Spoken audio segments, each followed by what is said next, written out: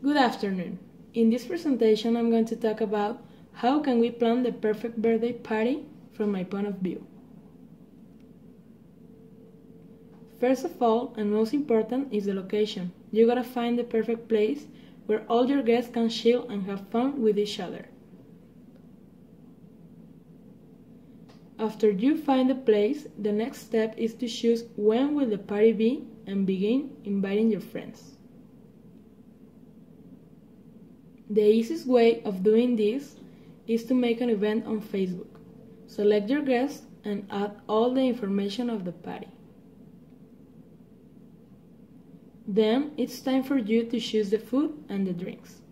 People love to drink on parties, so you better get a shot station. It's super important the music, of course, so you better choose the best DJ in the city. My recommendation for you is to hire somebody who can help you organizing the people during the event, so get a hostess. This will help you to avoid being busy during the party and enjoy a lot more the company of your friends. Before the day arrives, you need to buy the outfit you will be wearing that day. It's your birthday, so you have to be the best dressed at your party.